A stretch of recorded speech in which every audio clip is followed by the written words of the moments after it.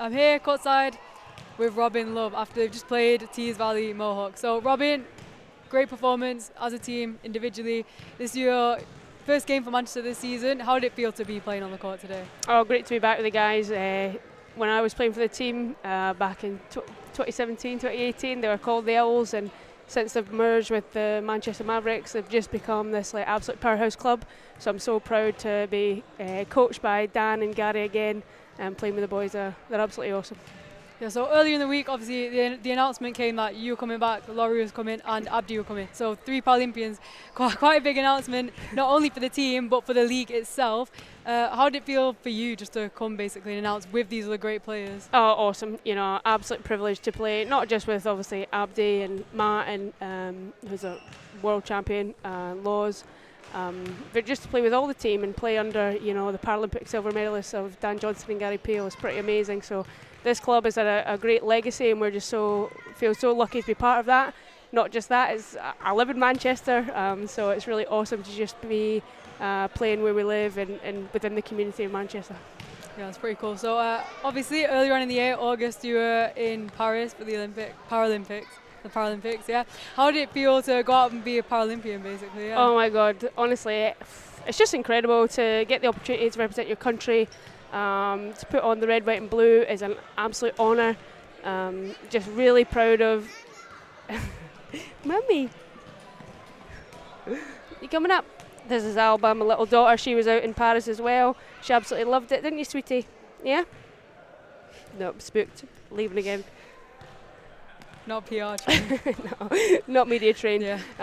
Yeah, honestly, it was absolutely incredible experience out there. The Paralympics, the village atmosphere, just played in front of 15,000 people, just absolutely incredible. The French really put on a great tournament, and yeah, it's just kind of reinvigorated me and bring on the next 4 years ahead of LA.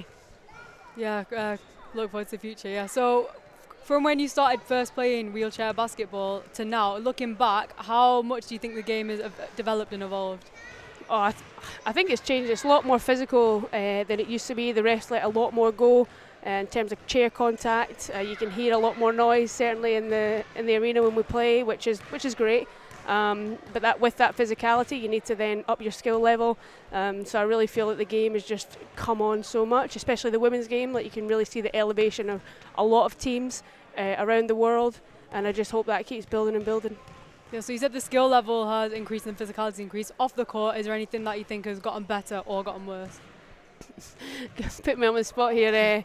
You know, I think one thing that's really improved, obviously, outside of the National League, which we're playing in at the minute, British Wheelchair Basketball created a women's only league, the Women's Premier League, alongside the Development League that's been running for a number of years. And for those women at the Premier League to have the opportunity to compete with and against women, I really do feel like that's just going to take the women's game to the next level, because a lot of people don't know that wheelchair basketball has mainly been a mixed sport until you get to the international stage. So to have that opportunity for women to, you know, be leaders on the court, be scorers on the court. Of course, today Alice McCaffrey absolutely smashing it with Mohawks, being that leader, being that scorer, but just more consistently for women to have that opportunity, I think is fantastic, and I hope more leagues around the world take the opportunity to realise that this could be a great chance to grow the women's game as well.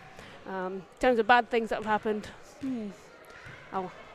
not many. No, wheelchair basketball I think is in a good state. You know, we've got 3x3 in the Commonwealth Games, which I was lucky enough to compete in 2022, and Scotland are of course hosting Glasgow 2026 3x3, which is just going to be absolutely incredible. So to see wheelchair basketball on the international stage in a different format, I think is pretty exciting.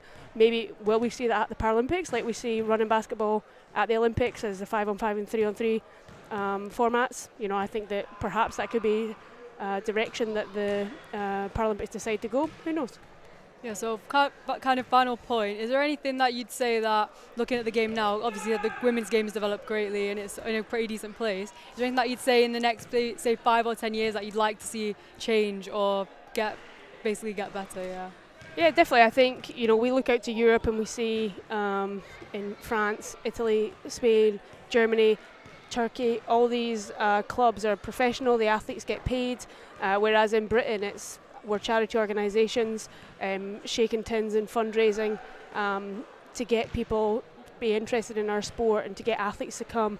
You know, I'd love to see it where our athletes don't turn 18 and think they've got to go abroad in order to improve. I want them to stay in our country, in our clubs. But to do that, I think that there needs to be some kind of strategy for us to become more professional as clubs, whether that's forming relationships with the universities, businesses. You know, we live in Manchester, right? Yeah. Who wants to sponsor an awesome wheelchair basketball team in Manchester? Like, come on down, support us. We've got great sponsors in Gerard McDermott, but we need to build that in order to help grow our sport, grow the youth level, grow the men's side, grow the women's side, and really just become a powerhouse of wheelchair basketball, which in Manchester, there's no doubt that we can make that happen. But to get that support from the governing body, from the International Federation, would really help the basketball in Britain, because I know that we can be a powerhouse in Europe. All right, thanks for taking time to speak to me today, Robyn. No Gave some really good points. Great game, great first game for Manchester again. And yeah, thanks for speaking to me. No, thank you. Thanks.